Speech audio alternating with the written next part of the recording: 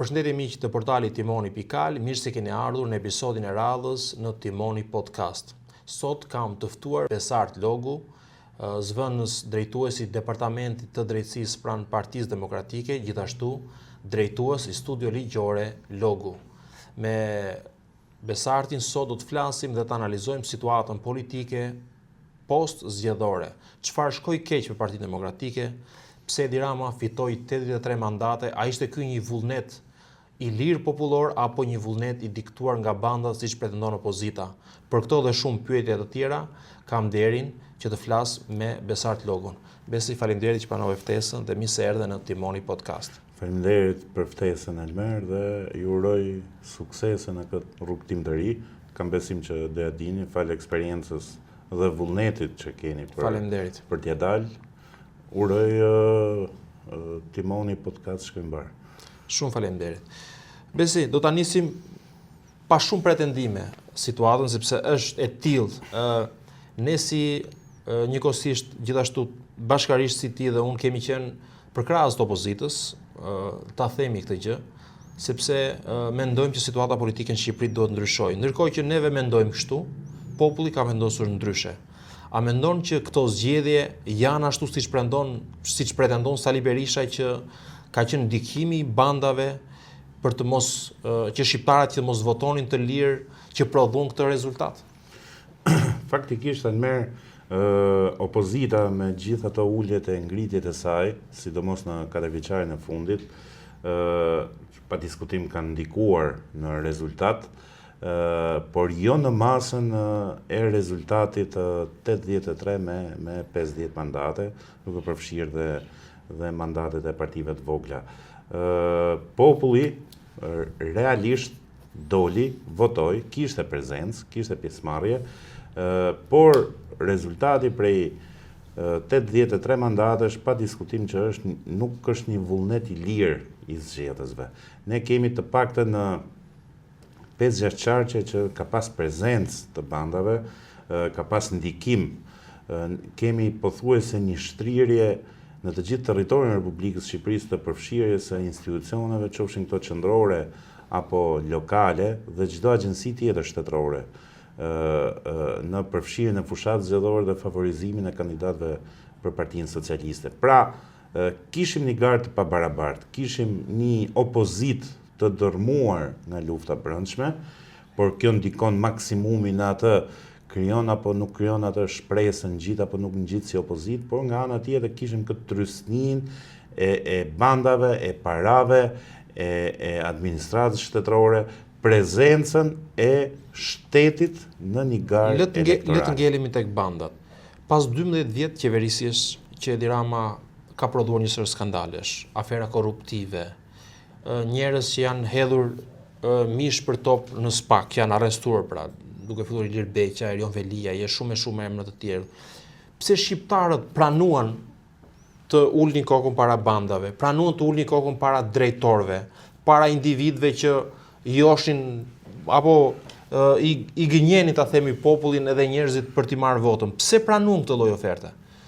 Atëherë, sistemi ramist, le të themi, i miksuar me prezencë të bandave, i miksuar me korrupsion endemik, është një terminologji që çdo institucion ndërkombëtar dhe çdo agjenci kur bën vlerësimin për performancën e administratës shtetërore shprehet me një terminologji të tillë, pra një shpërndarje deri në qelizë të korrupsionit, të çdo niveli, qofshin këto zyrtar të lartë, mesëm apo të ulët, një kulturë e të bërit lekun e shpejt, po të shohim dhe rinia kjo. Pra, sistemi që ka ngritur Edi Rama ka ndikuar, ka dhënë dhe efekte në shoqëri. Çfarë është ky sistemi? Cili sistem? Sistemi, të thash, është një sistem miks i përzier me paratë të drogës, me këtë sistemin e pastrimit të parave, me këtë zyrtarët e korruptuar. Pra është ky fenomeni, po të shohësh në shoqëri, është ky fenomeni i të bërit të lekut të shpejt. Pra tund pasurohen shpejt njerëzit. Dhe e vetmja mënyrë që të pasurohesh shpejt është të shkelësh ligjin, pra të bësh një vepër penale. Pra ti po thuaj që gjithë shqiptarët janë shkeljet ligjit? Jo gjithë shqiptarët, është sistemi i ngritur nga Edi Rama që korrupton çdo që del para apo që krijon një farë oponence apo që reziston apo që refuzon një sistem të tillë. Qytetarët e thjesht si korrupton? Qytetarët e thjesht është përditshmëria atyre. Për fat keq, Partia Demokratike mori një vendim në 2019 që ishte vrastar, ish vetvrasës që refuzoi të hyjë në zgjedhje vendore. Bashkitë minimalisht refuzimi një bashkie, një pushteti vendor minimalisht të shtrin efektet në 10 vite. Dhe ne po e shohim 2019, jemi akoma në 2025 dhe ne po I vuajmë pasojat e mungesës së Partisë Demokratike në pushtetin vendor. Është përditshmëria e njerëzve. Bashkia është përditshmëria e njerëzve. Është ajo certifikata, është ajo asistenca, është ai ndriçimi. Sa do biznesmen tjerë që mos ta kish nevojën e shtetit, e përkrahjes, suportit, prap do duhet atë asfaltin bashkia do ta shtrojë. Atë trotuarin bashkia do ta rregullojë. Ndriçimin tek biznesi bashkia do ta bëjë. Fëmijët do I kesh në shkollë. Pra, bashkia është prezenca, është përditshmëria e njerëzve dhe ky sistem I korruptuar që ka ngritur Edi Rama trysnon mbi çdo qytetar edhe nëse nuk e ka vullnetin për të bërë pjesë. Qytetarët ankohen, qytetarët nuk e pranojnë realitetin, protestojnë në zonat caktuara, siç ka ndodhur, siç kemi parë rasti I Hotolishtit apo rasti I Vlorës, dhe përsëri fiton Partia Socialiste. Cili është mekanizmi që I detyron këta njerëz të ulin kokën ose të pranojnë këtë lloj oferte? Pra, çfarë ka diçka që ata e shohin dhe ne nuk e shohim, pra? Pse jemi ne dy botë ndryshme, ne që jemi opozitarë dhe ata që janë populli I thjeshtë? Çfarë I bën ata të pranojnë këtë lloj oferte? Njeriu për nga natyra është që e ke vënë re në sportele, në gjykata, në spitale, e kemi këtë tendencën ma e këtë kafen. Pra, duam të mbarojmë punë shpejt. Duam të gjejmë mikun me patjetër. Për shembull, kemi një problematik, kush është ai drejtori? Nga është? I biri kujt? Ku është një? Pra, ku e ka shtëpinë? Do ja gjejmë me patjetër një. Pra, është dhe mas edhe kultura e popullit dhe Edi Rama duke qenë se e ka ngritur këtë sistem, kam përshtypjen që masa dhe kanë gjetur emërues të përbashkët. Në tërësi njerëzit duan një sistem me rregulla, duan ligj, duan meritokracinë, por kur vjen puna, kur I troket halli tek dera, pra këtë zgjidhjen individuale ja jep Rama direkt.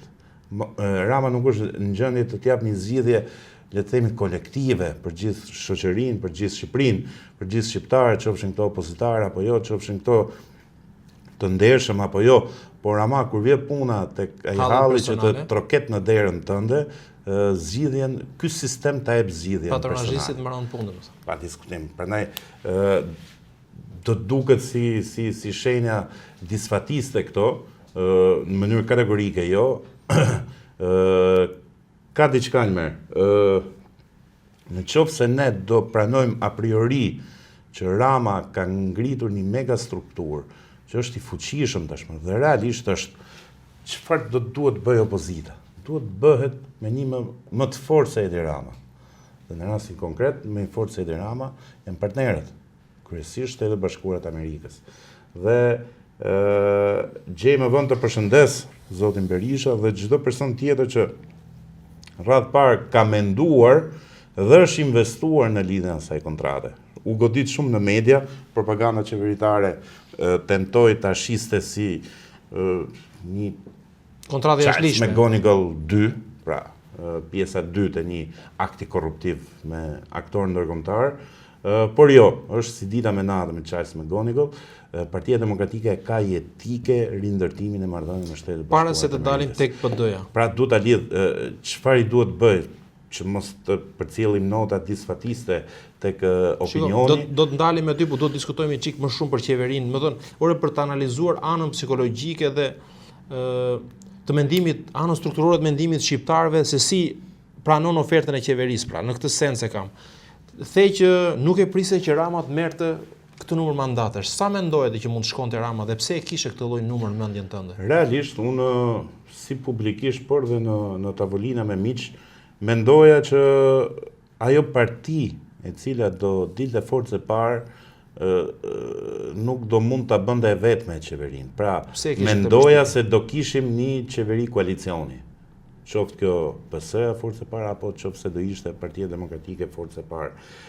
Partia Demokratike them që nga që 4 vjet lufte brendshme nuk do ishte në gjendje të krijonte një mazhorancë e vetme, ndërsa për Partinë Socialiste realisht menduam që 12 vite pushtet, konsum dhe për hir të vërtet 4 vitet e fundit nuk ka qeverisur, ka hedhur për inerci gjëja. Si e fenomeni i Dordolecit, sorrat, korbat, shpendët nuk vinë në fush për të ngacmuar farat, se mendojnë se është një person aty, ndërkohë është thjesht një Dordolec diçka pa jetë, pa frymë. Po ashtu dhe njerëzit mendonin se ka shtet, por nuk ka pas shtet të 4 vite.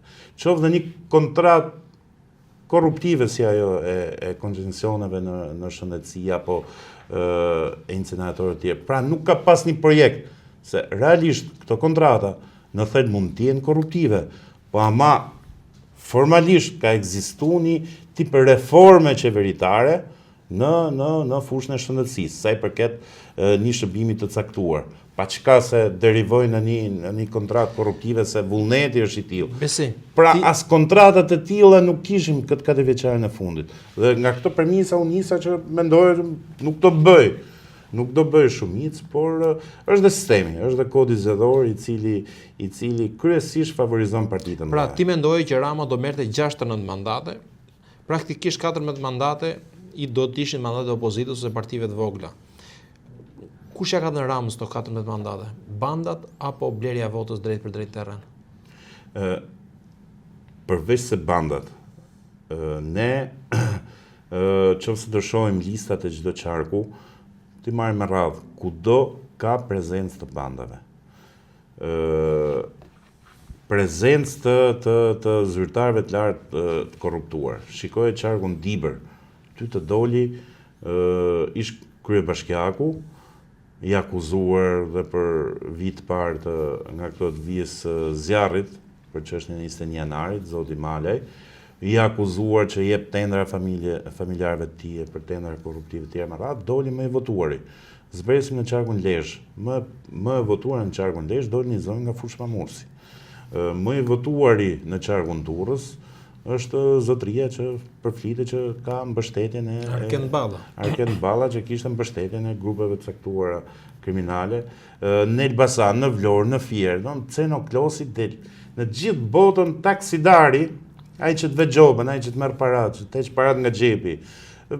Ka i farë, le të them, jo për çmim, po nuk është se gëzon ndonjë simpati. Çuditërisht në Shqipëri dhe në qarkun Fier, ky taksidari jo vetëm që nuk përçmohet, që refuzohet, por pëlqet në atë masa të marrë me 10 mijëra vota.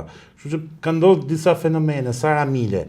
Po një specialiste, mos gaboj, specialiste e çështjeve sociale, do të marrë 18.000 vota një individ për puna ka një spektër shumë të ngushtë. Unë jam avokat, unë kam kontakte me noter, me avokat të tjerë, me gjyqtar, me sportele, me institucione, me klient dhe qofse nesër do kandidoj, nuk mendoj se do mbledh 18.000 vota.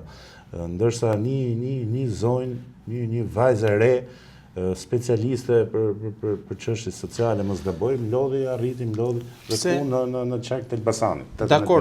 Dakord që Rama ka integruar brenda ekipit vet element që përfaqësojnë interesat e bandave të caktuara. Kur ka kaq shumë pushtet, kaq shumë para, pse ka kaq nevojshme Rama që të ketë përfaqësinë e bandave në parlamentin që do të nisë sesioni në shtator? Për çfarë i do bandat Rama? Pse i do njerëzit e tyre kaq shumë ngushtë, kaq, do të thënë, na diktoi neve një prezencë të tyre në jetën publike dhe politike? Almer, po të shohim, unë nisa të bëj një shkrim, por u zgjata shumë dhe nuk e mbylla, operacioni Ura. Operacioni Ura na zbërtheu këtë sistemin ramist. Bëj fjalë për 40 episode. Nuk kishte kap asnjë ngarkesë. Ishin ngarkesa tranzit, heroina që vini nga Turqia, kalon në Shqipëri, u futej në BE, ishte tranziti i kokainës, por ishte edhe kanabisi i prodhuar dhe i shitur. Pra, 40 episode provuan që prokurori, polici, shërbimi informativ, autoritetet doganore, në rastin më të mirë ishin inekzistente, në rastin më të keq bashkëpunëtore. Çfarë provoj tjetër operacioni Ura? Të gjithë në zë pranonim këtë fenomenin e zhvlerësimit të lekut, qeveria të monedhës së huaj dhe rritjes së lekut në raport me të. Qeveria shiste si arritje të saj, por nuk argumentonte se si u bë mundur me mekanizma ekonomik, sepse duhet të rrisësh eksportet, pra të shesësh dhe të fusësh para. Duhet që këto valuta jam dakord me këto që thua, me këto argumenta. Pra demontoj.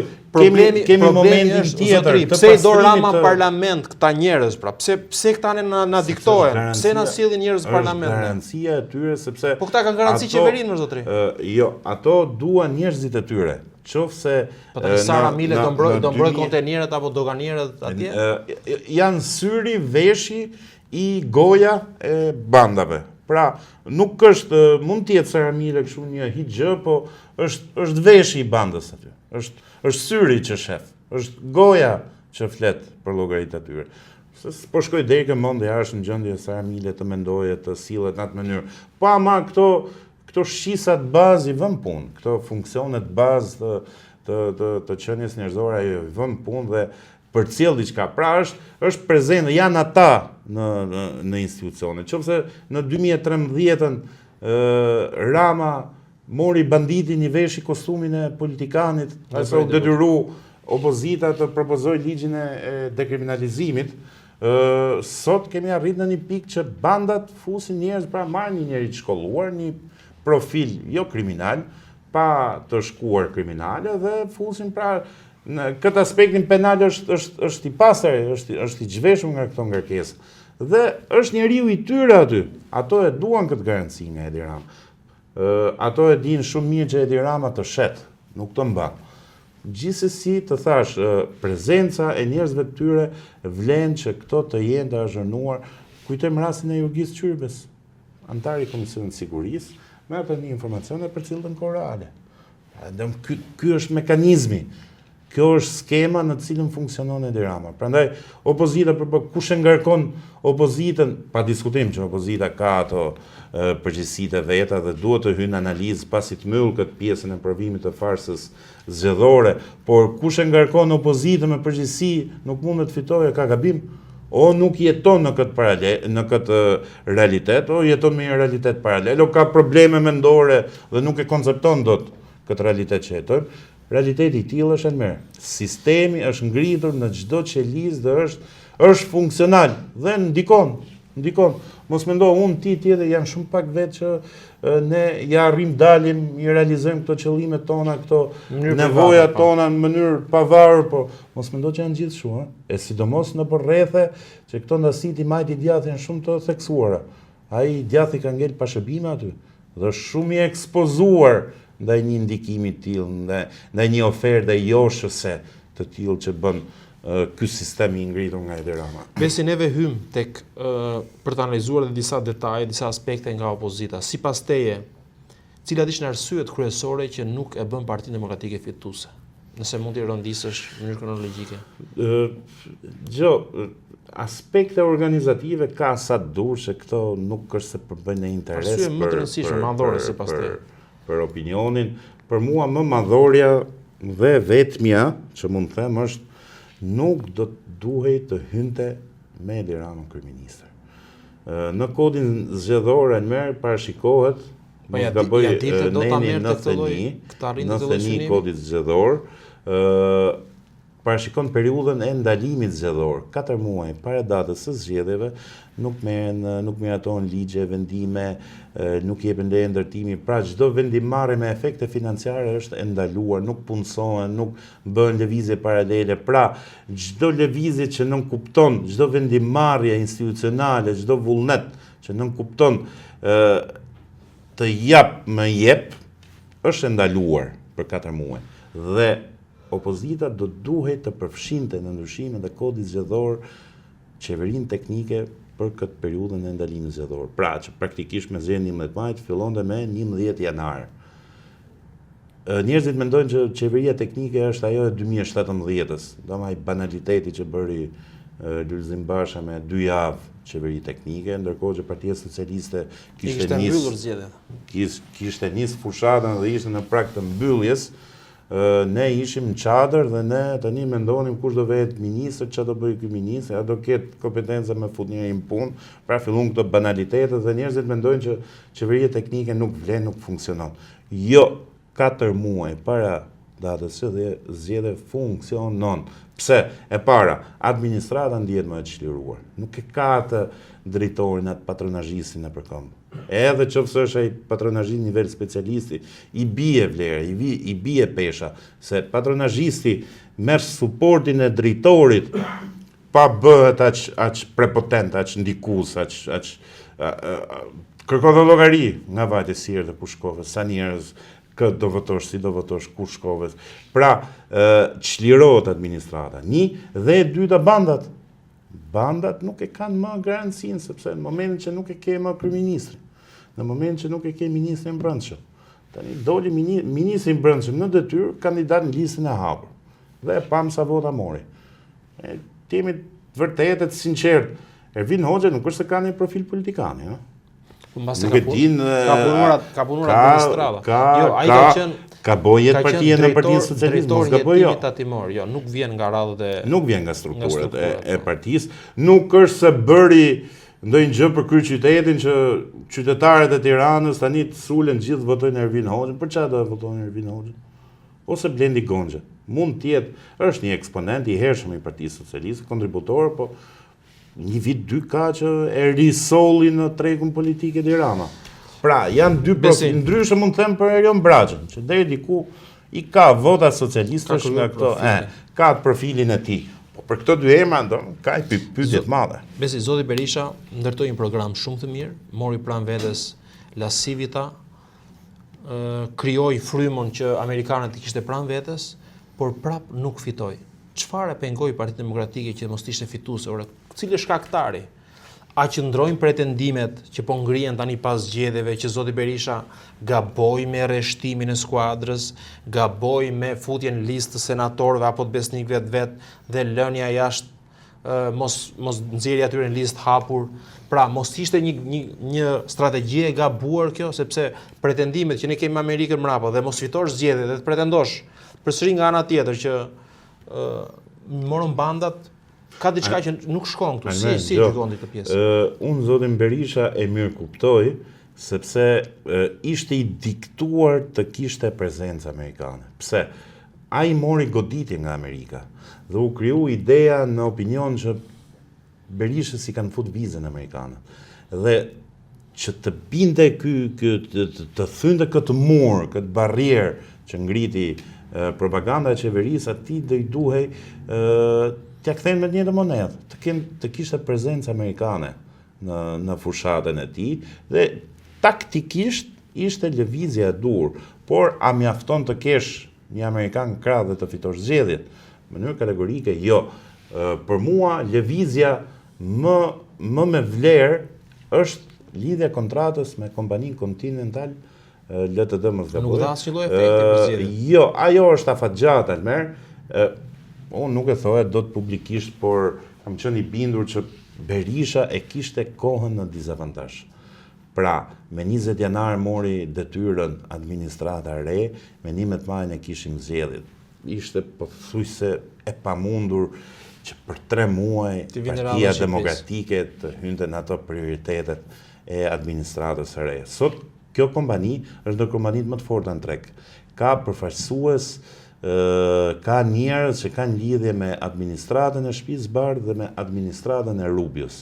Pra është një kompani e fortë, është një urë lidhse dhe unë jam i bindur që Partisë Demokratike janë hapur dyert që janë mbylli ish lobisorës në departament shtetit. Hapja e dyerve të Partisë Demokratike nën kupton që amerikanët ja kanë mbyllur Edi Ramës apo do marrin një masë më të drejt për drejt nga Edi Rama për sa kohë ata nuk kanë folur për zgjedhjet? Almer, për mua Edi Rama a do ndëshkohet, pra ta ndërtojmë pyetjen kështu edhe për publikun që na ndjek në YouTube, a do ndëshkohet Edi Rama nga amerikanët pas zgjedhjeve? Kam përshtypjen që Edi Rama ndodhet në kushtet e një izolimi, nuk po them non grata se do të duhet dhe ky aspekti formal me një vendimmarrje nga Departamenti i Shtetit, por që ka psuar një izolim faktik. Pra Edi Rama nuk e kalon dot oqeanin, domethënë. Me shumë gjas nuk e kalon oqeanin, po të shohësh dhe në retorikë, Edi Rama nuk flet më në emër të institucioneve amerikane, në emër të demokracisë amerikane. I gjithë ky lobi i sorzave është vendosur në Bashkimin Evropian. Sot Edi Rama flet për integrimin evropian. Deri dje Rama bënte batuta me Bashkimin Evropian. I tregohet Europës që gjë edhe pos na futet ne s'kemi nevojë. Sot është kthyer kjo Europa që shndrit që ne me zor po presim të jemi pjesë e Bashkimit Evropian, ndërkohë që realiteti i Shqipërisë është shumë larg, nuk ka lidhje me atë pasaportën europiane. Integrimi është proces rreth parë që zgjat pasaporta çash, është proces integrimi. Integrimi zgjat edhe sikur ti kesh plotësuar gjitha detyrat e shtëpisë, gjë që kjo administrat, ky vullnet që ka kjo qeveri nuk është se plotëson ndonjë detyrë shtëpie, po e marrim a priori sikur i ka plotësuar të gjitha detyrat e shtëpisë. Integrimi është dhe vullnet i unionit. Pra do duhet që të gjithë së bashku të jenë dakord në radhë parë për zgjerim, në parim, por dhe se këtë do pranojmë pjesë të unionit. Po të shohim sot Bashkimin Evropian është në një konflikt tregtar me SBA. Nga ana tjetër rrezikon të hyjë në një konflikt ushtarak me Rusinë. Nuk më duket që Bashkimi Evropian do e ketë në Zoti Logu, mos të largohemi shumë. Pyetja është kjo, më drejt për drejt. A nuk kuptojmë që amerikanët nuk do të njohin zgjedhjet? Qofse do të kthehemi pas në kohë, jo shumë kohë, para 4 vitesh, unë kam qenë antar i KZAZ-s në njësinë administrative nr. 7 në Tiranë, ndërkohë që vazhdonte procesi i numërimit, ishte aplikuar ora 12 e drekës, Edi Ramës i vjen urimi nga Departamenti i Shtetit, konkretisht nga bëhet fjalë për zgjedhjet e vitit 2021. Pra, edhe pse dukej trendi i votave, kurse si Departamenti i Shtetit nuk mund të binde në nivel që të shprehej para se të kishim një certifikim zyrtar të rezultatit. Praktikisht sot kemi një distancim. Mund ta shpjegojmë pse e bëri atë lloj urimi në atë kohë Departamenti i Shtetit? Pra ishte një lobim sipas teje? Ishte një mbështetje e hapur e Ramës, e paguar për të fituar atë lloj mbështetje? Pra çfarë ndodhi dhe çfarë ndodh sot? Pra këtë mund ta analizojmë. Unë besoj gjithë e dim që nga ato zhvillimet e brendshme gjithmonë unë kam respektuar institucionin e partisë të vulës, le të themi, po koha është ai ilaçi më i mirë dhe unë kam kriju bindjen që çështja e vulës dhe konfliktit brenda Partisë Demokratike pas ka qenë fillim e mbarim çështja e lobimi. Këtë e lidh me deklaratën që bëri Blinken, pra ishte një mesazh i qartë që ne jemi me anën e qeverisë. Nga këto fjalë që kanë dalë, fjalë tavolinash, le të themi, përplasja me Partinë Demokratike ka qenë për emrin e Berishës, mos të futej në listë, pastaj u fut, ju kërkua të nxjerrësh nga grup parlamentar dhe të gjitha këto ishin pasojë e atij lobimi që Edi Rama bëri dhe që ka provuar që bën dhe me Pra Edi Rama ka paguar për të mbajtur pushtetin, por ka paguar edhe për të dëmtuar kundërshtarin. Në mënyrë absolute koha provoi, po të shohësh sot Almer 3 emra. Antony Blinken, Gabriel Escobar, i dërguar i posaçëm, i president për Ballkanin Perëndimor, dhe Yuri Kim, të tre janë dhe Filip Rieger, ndihmë sekretari i shtetit, janë 4 emra që u përfshin në mënyrë direkte në zhvillimet e brendshme në Partinë Demokratike dhe sot i ke jashtë shërbimit jashtëm. Të 4 janë diplomat karriere, nuk janë aksidentalisht nuk ishin më saktë, aksidentalisht në shërbimin e jashtëm. Kanë qenë diplomat karriere dhe praktikisht sot asnjëri nuk e ke në shërbimin e jashtëm. Kujtoj këtu urdhrin ekzekutiv të presidentit Trump, çarkoren që kanë nxjerrë Marco Rubio, sekretari i shtetit, sa i përket riorganizimit të shërbimit jashtëm. Dhe fakti që këto nuk janë sot në shërbimin e jashtëm do të thotë që pas kanë qenë persona të pompuar, sponsorizuar dhe nën influencën e lobit Soros. Të 4 këta sot nuk janë në shërbimin e jashtëm dhe ky fakt qofse do e sjellim në kontekstin se si u zhvilluan, kontekstin kronologjik, madje, se si u zhvilluan ngjarjet në Shqipëri, sidomos brenda Partisë Demokratike, provon pra dalë ajo që ka ndryshuar opinion dhe jam i bindur tashmë që gjithçka pas ka qenë lobim. Edi Rama ka dhënë prova që lobon. Herë në parë kemi rastin me Charles McGonigal që praktikisht e izoloi kreun e Partisë Demokratike. 2017-2021 zoti Basha nuk shkeli ndonjëherë në tokën amerikane. Zoti Logu, jam dakord. Edi Rama lobon dhe Partia Demokratike ka bërë një kontratë ligjshme lobimi. Por sot Edi Rama po qëndron në pushtet e po qeverisë edhe pse ka zgjedhjet siç kanë ato fenome që ndodhin. Qëndrim inercie. Pra, ju mendoni që Edi Rama nuk do qëndrojë gjatë në këtë qeveri se sipas teje? Unë e kam thënë dhe mes miq dhe në tavolina e them dhe publikisht nuk mendoj që kjo qeveri do mbyll mandatin. Nuk mendoj që kjo qeveri do të mbyll mandatin. Edi Rama ka çështje penale të hapura në Shtetet Bashkuara të Amerikës. Është funksioni kryeministrit dhe ai statusi i posaçëm që gëzon, i cili mund të arrestohet vetëm kushtet e flagrancës, që jep këtë imunitet dhe vazhdon të qëndrojë akoma, nuk është pas hekur. Edi Rama rrezikon të arrestohet në Shtetet Bashkuara? Në vlerësimin tim po, rrezikon dhe qoftë do ketë vullnet politik e mbi gjitha institucional, nuk është çuditshëm që ta marrin dhe me Apache, me helikopter dhe ta dërgojnë në SBA. Atëherë, më dhe një optik të qartë që do ketë zhvillime në Shqipëri. Mendoj se po. Zhvillime edhe të vrullshme madje. Çfarë janë zhvillimet të vrullshme? Po sepse është dhe ky momenti i integrimit që do kërkon reforma të thella. Kujtoj këtu Kroacinë, që plotësoi çdo kusht në integrim, dhe kushti i fundit ishte arrestimi i kryeministit në detyrë, Ivo Sanader. Mundet që Edi Rama, nëse do i shpëtojë arrestimit amerikan, mundet të arrestohet dhe nga Bashkimi Evropian. Pra të plotësohet kriterin e fundit, atë kriterin fundor, atë gurin e fundit kilometrik të integrimit, të arrestojnë në detyrë dhe Shqipëria të çojë. Pra Edi Rama të arrestohet në detyrë është një super lajm. Mundet të arrestohet duke pas parasysh precedentin e Kroacisë. Duke pas parasysh precedentin e Kroacisë, Kroacia sot është në Bashkimin Evropian. Duke pas parasysh këtë precedent që është pjesë e Ballkanit, është kjo mendësia ballkanëse mesdhetare që pak a shumë në të njëjtat ujëra jemi, si Kroaci, si Shqipëri, si Serbi, si ato patin vullnetin më të mirë që të plotësojnë këto reforma dhe të ecin me ritme më të shpejta, ne të tjerë qëndruan pak më mrapa, por duket sikur po ecin në të njëjtat shina. Jetë duke i dhënë shumë shpresë atyre që po na ndjekin, përgjithsisht opozitarëve të cilët pjesa më e madhe duan kërkojnë ndryshimin, që mund të ketë arrestim të Edi Ramës. Unë duhet të rikthehem tek një pyetje që nuk duhet të arri pa bërë. Edi Rama me logjikën e një strategu, një mjeshtri politik, ka treguar që eliminon çdo kundërshtar të mundshëm që e ka vërdall. Arrestoi dhe Erion Veliajin, që pretendohet që e ka çuar praktikisht ai në burg, dhe fitoi në Tiranë një numër mandatesh të njëjtë dhe më shumë. Pse Erion Veliaj nuk e goditi politikisht Edi Ramën? Çfarë ndodhi?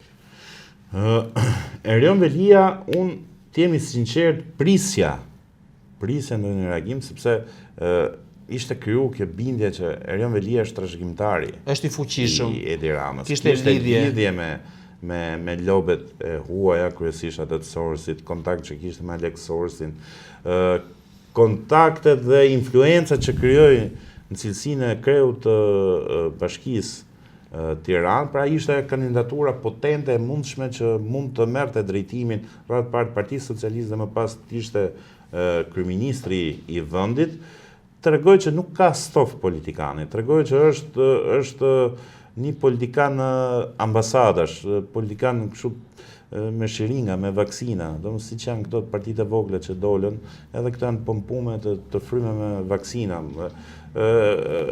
Nuk kish stof politikan, do të duhet të guxonte më shumë, do të duhet të vepronte.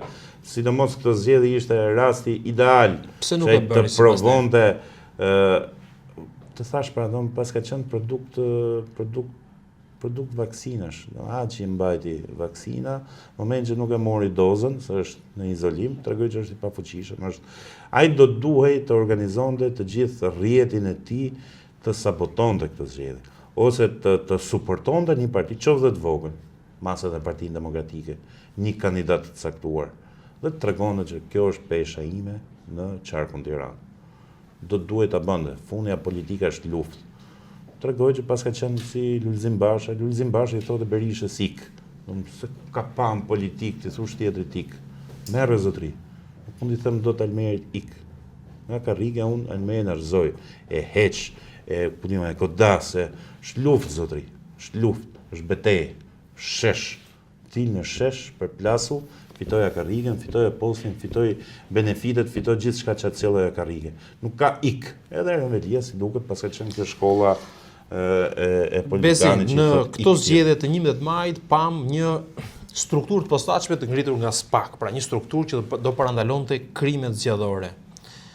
Ka pas nga Partia Demokratike një sër pretendimesh ligjore, një sër akuzash, një sër padish, por nuk e parandaluan rezultatin. Mendon që SPAK dështoi apo nuk ishte në lartësinë e duhur me këtë strukturë për parandaluar këtë fenomen zgjedhore?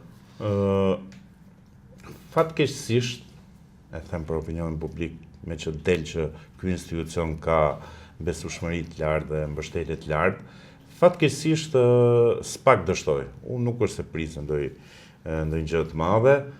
Kjo nga fakti që krimet zgjedhore në merë kanë një specifik. Nëse ti nuk vepron në kohë që ta parandalosh, pra është ky aftësia parandaluese e institucionit, krimi zgjedhor iku u bë, le të arrestoj gjysmën e Elbasanit sot, Sara Mile e gëzon mandat. Le të arrestoj dhe vetë Sara Mile. Rrëzon zgjedhjet e më zotrej. Le të arrestoj. Momentin që Altin Dumani dhe SPAK-u na konfirmon neve që ka pas manipulim zgjedhje, duhet bien zgjedhjet. Pse i quhen disa të parëndësishme sot? Jo, sepse Almer, që të rrëzon zgjedhjet duhet që rezultati në atë zonë zgjedhore apo pra, fillimisht merret gradualisht rezultati në atë zonë zgjedhore të ketë qenë në atë masa të ketë ndiku në prodhimin e mandateve. Pra në zonën zgjedhore Elbasan të ketë ndiku në prodhim. Apo në ato qarqe që të ketë ndiku në rezultatin nivel kombëtar. Pra, nuk bien zgjedhjet sipas teje, nëse SPAK-u evidenton që personat caktuar kanë blerë vota. Mas 2 vitesh. Mund mos certifikohen edhe ndërkombëtarisht dhe ligjërisht. Pra, kjo ka hapësirë që tani ligjërisht në retorik dhe në politik pa diskutim që kanë rënë. Po provon pretendimet ose më saktë ato çfarë pretendon dhe Partia Demokratike sot po faktohen dita ditës. Është fakt, Partia Demokratike nuk është strukturë e posaçme, është një strukturë politike, merr denoncime nga qytetarët, merr denoncime nga strukturat e saj vendore dhe këto denoncime i trajton si indicie. Mjafton të kesh indicie dhe referon rastin prokurori. Prokuria duhet veprojë.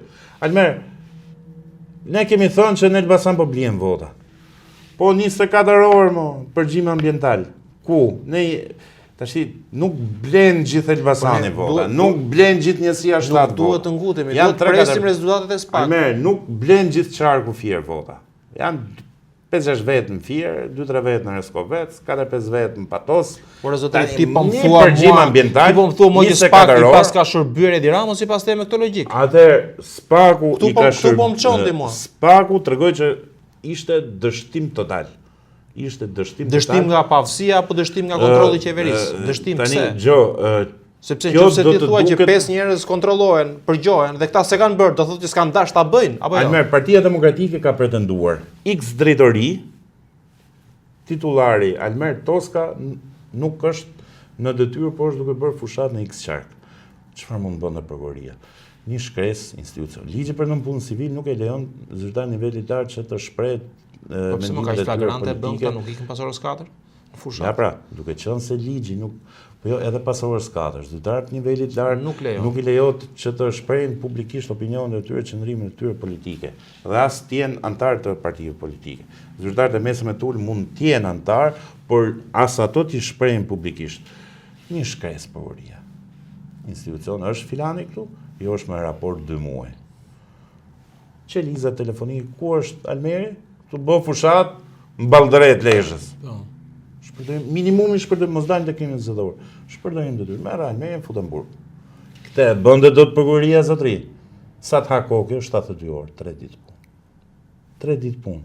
Brenda 24 orë të kthehet përgjigje me shkresë, shiko qelizat telefonike të 24 orë të fundit, e gjen Almerin në qarkun lesh du bë fushat, u zotëri që do këtu, ishe i paft nga në shëndetësor. Merë shpërtojmë dhe tyre. Ja pra, kjo ishte. Pra, ecuria e time, se du të dalë aty, ishte në shërbim të Tiranës, pa aftësi e tjerë më radhë. Ecuria e time do të tregoj që këto pasën qenë pa aftë, këto pasën qenë në dirigjim, ore masa e ka mbyll ciklin Spaku. Unë në rreth e miq se di mos gaboj dhe bashkë kemi diskutu moment kur mori Altin Dumani atë certifikimin nga sekretari i shtetit, unë thash është pika më e lartë e kurbës së radhpart Altin Dumanit, po dhe të vetë Spakut si një prokurie posaçme. Kam përshtypjen, unë kam filluar ta shoh me opinion tjetër, kam përshtypjen që kurba e Spakut është në rënje. Jo në rënje të thellë drastike, po. Unë ta bëj pyetjen ta formuloj ndryshe. Pra është ishte i paaftë në shërbim, unë kam dhe një alternativë të tretë që mund e kalon pak në gjendje të lirë gjën. Okej. E pranojmë që ka qenë gjendje të lirë. Neve në opinionin publik për shumë vite na shtën që Spaku është një strukturë mbështetur nga amerikanët dhe nga europianët. Në qoftë se amerikanët, sipas optikës që ti tregove pak më herët që nuk do ta njohin rezultatin e zgjedhjeve, nuk e pranojnë Edi Ramën të kalojë oqeanin. Pra, pse amerikanët këtë strukturë të kontrolluar prej tyre nuk e vunë në zbatim ose të jepin një mbështetje neshtje Partisë Demokratike apo të bënin detyrën, por e lanë të lirë dhe vepronte Spaku me ato mundësitë që kishte ose e lanë që të bashkëvepronte me qeverinë. Zotri, Spakun e kanë amerikanët apo e ka Edi Rama? Ma thua do të gjë? Almer, gjë.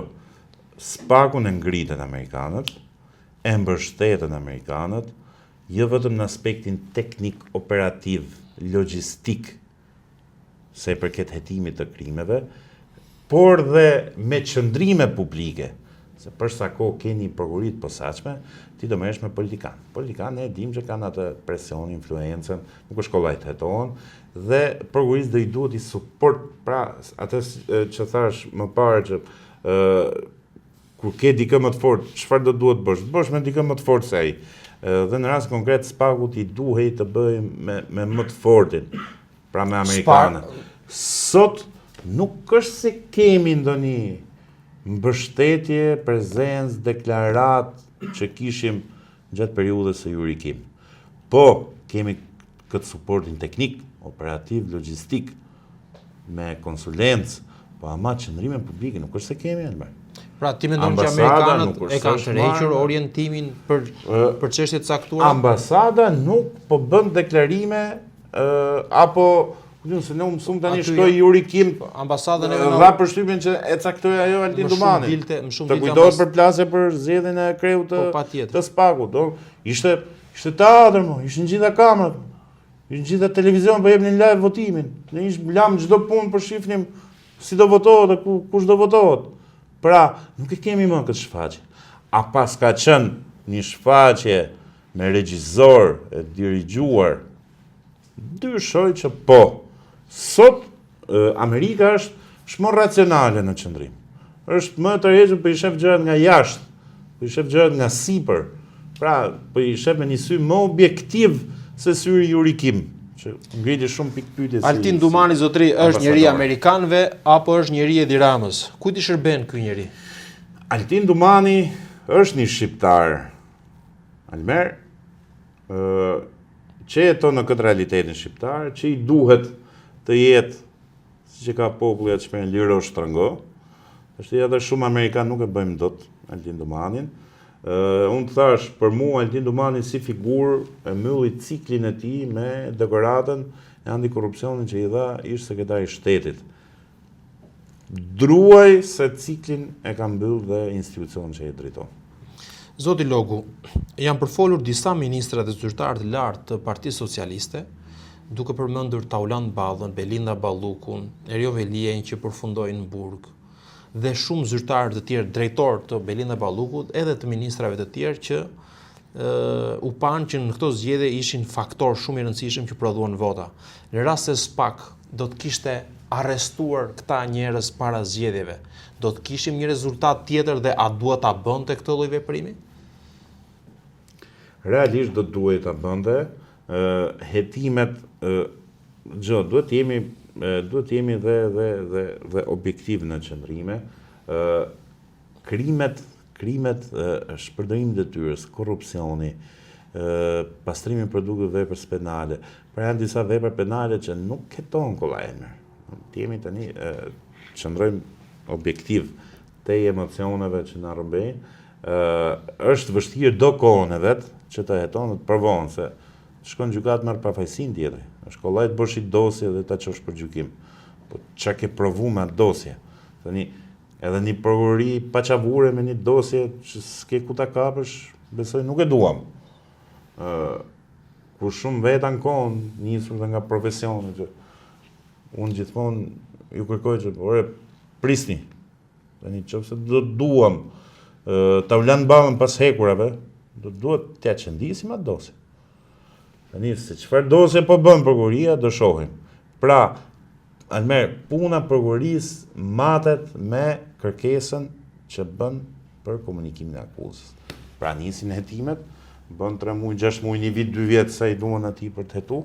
Fund fare mbyll hetimet, të komunikon akuzën dhe i bën kërkesë gjykatës për gjykimin e çështjes. 3 akte bën fund. Ta kërkesë fund fare do të duket se sa është ngjënie të bind gjykatën që Tavlan Balla, Belinda, Ceno Klosi, gjithë të emrat që na janë bërë hiç tani që janë të akuzuar për korrupsion, shkojnë prapa hekurave. Besoj jemi drejt fundit dhe unë duhet ndalem për disa pyetje të shpejta dhe duam përgjigje më konkrete për të ardhmen politike të Partisë Demokratike. Si e shet të ardhmen e Partisë Demokratike pas këtyre zgjedhjeve? Çfarë duhet ndryshoj? Atëherë, Partia Demokratike në planin afatshkurtër ka jo mision, ka për detyrë të provojë masakrën zgjedhore. I duhet ta provojë zotëri. Është në kushtet, unë kam qenë pjesë se Partia Demokratike ngritë edhe një task force për krimën zgjedhore, nëse lidhe unë kam qenë pjesë e këtij grupi.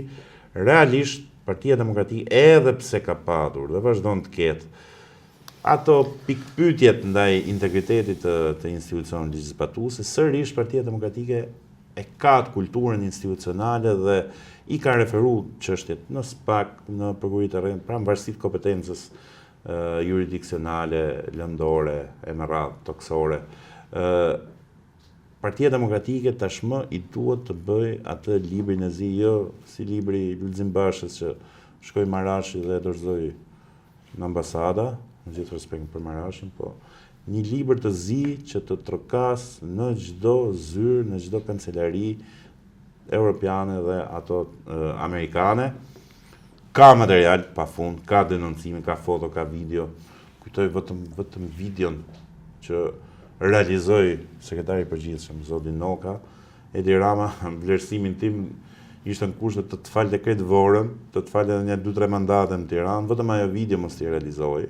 Aty u provua me zë dhe me figurë që eksponent të krimit të organizuar me begjem qaf mbronin votet Partisë Socialiste. Kjo për rastin e Vorës. Rastin e Vorës. Pra, kush e priti sekretarin përgjithshëm? Çfarë eksponentësh? Futu në Google, kërkoj. Kaq ti thush kancelari urdhëro zotëri, po kush e ai banditi tjetër që goditi sekretarin e KZZ-s në Kashar. Çuditërisht këto eksponentët e krimit gjithë kanë lidhje me Partinë Socialiste. Nuk doli një që ka lidhje me Partinë Demokratike. Futet ai rre sekretarit. Ai është autoritet re. Sekretarit KZZ-s, kryetarit KZZ-s nuk i afrohet dot ministri, që është në detyrë, që është dhe kandidat njëkohësisht. Nuk i afrohet dot kryeministri. Për 4 ditë, 5 ditë numërim ai është autoriteti në atë zonë. Ai është kryeministri në atë zonë. Hyni bandit dhe e godet. Hyni bandit dhe e godet. Pra, gjitha këta janë prova. Gjitha këto do i duhet Partisë Demokratike t'i faktoj, t'i provoj dhe t'i referoj në institucione, qofshin këto të brendshme apo të jashtme, qofshin këto institucione me karakter civil, administrativ, por dhe penal.